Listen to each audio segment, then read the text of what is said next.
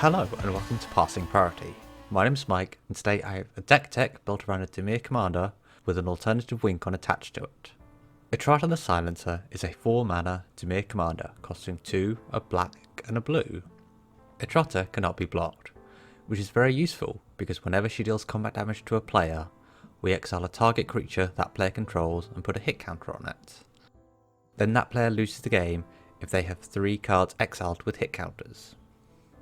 For all this power, she does come with a major drawback, because after dealing combat damage and exiling one of their creatures, we need to shuffle Etrata back into our deck. Being a commander, we can choose to put her in the command zone instead, but trying to take out each opponent with her ability will get very expensive if we have to recast a commander with command attacks each time. As a quick note, if our opponent we attack has no creatures to target, we will not need to worry about this drawback, but if that's the case, we will not likely want to be attacking that opponent. The deck we've built today is designed to reduce the cost of that drawback and use our commander's alternative win condition to end the game. Let's start with our ramp. Being a 4 mana value commander, we want our ramp to come down on turn 2 so we can play our commander a turn ahead of curve. Arcane Signet, Dimir's Signet, Star Compass, Talisman of Dominance, Mind Stone, Sky Diamond and Charcoal Diamond are 7 different 2 mana value mana rocks that we have included in this deck. We of course have Soul Ring, which we can get our commander out on turn 2 if it's in our opening hand.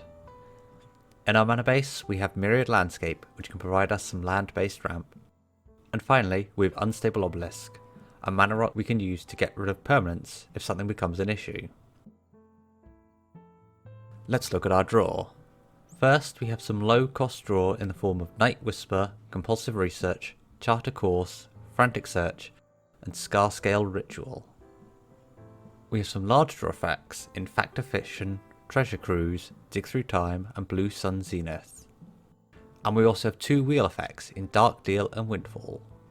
We've also included some creatures that will draw cards as they enter the battlefield. These are Baleful Strix, Muldrifter and Cavalier of Gales. And finally, one last creature is Baron Tellerian Archmage, who will draw us a card on our end step if a permanent has returned to our hand this turn. This leads us into how we'll be avoiding the major drawback of our commander's ability. While the trigger is on the stack, we can respond by flickering our commander or returning her to our hand. The ability to exile one of our opponent's creatures will still resolve, but our commander will no longer be there to be shuffled into our library. This is true even if we flicker our commander, as she will re-enter and she is treated as a new copy of Etrata and the old ability will no longer be tied to her. We've included some instant speed return to hand effects that will be able to save our commander from paying command attacks to recast. We've either chosen to have these cheap effects such as Rescue and Select for Inspection, which only cost us 1 mana to cast, or we're using 2 mana value cards that have some form of bonus. Call to Heal will draw a card to replace itself. Peel from Reality will allow us to target our commander and a creature an opponent controls. And String of Disappearance will allow us to copy itself for 2 blue. We have 2 more cards that are more expensive with better utility. We can use Capsize's Buyback to return it to our hand. This and recasting a commander each turn will cost us 10 mana, but can put a clock on any remaining players still in the game. And Silungar's command allows us to choose 2. We will likely want to select to return a permanent to our hand, but its other effects will counter a non-creature spell, destroy a planeswalker, or give a creature -3/-3 till end of turn, likely killing something. However, some of our best instant speed cards flicker our commander, meaning we don't need to recast her. These are Essent Flux, Siren's Refuge, and Teferi's Time Twist, all 2 mana value cards to flicker our commander. And being that the flicker cards we run, and a majority of our return to hand spells are mana value of 2, makes them perfect to be imprinted onto an Isochron Scepter. When Isochron Scepter enters the battlefield, we imprint an instant from our hand, then we may pay 2 to make and cast a copy of whatever spell is imprinted. And Isochron Scepter shows us that repeatable effects are going to be more useful than single use effects. We have Portal of Sanctuary, which will return a creature we control to its owner's hand. And we have Erratic Portal and Crystal Shards, that will return a creature to its owner's hand unless its controller pays 1 mana.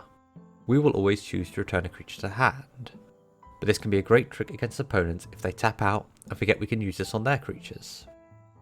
We also have Sanctum of Eternity, a land that can return our commander to hand, but we can only do this on our turn.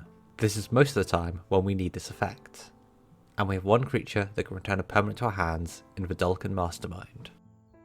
But like our one-off effects, flickering our commander is better than returning it to our hand.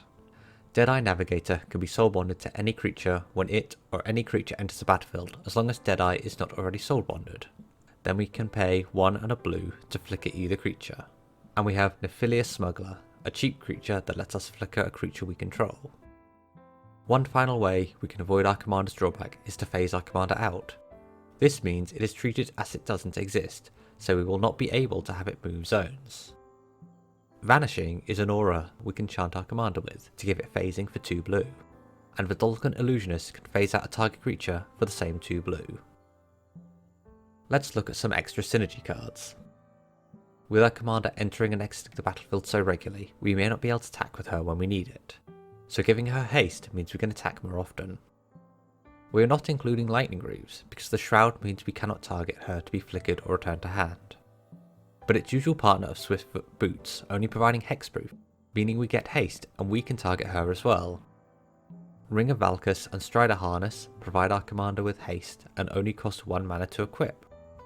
And Crashing Drawbridge can be a blocker for small creatures as well as the haste provider.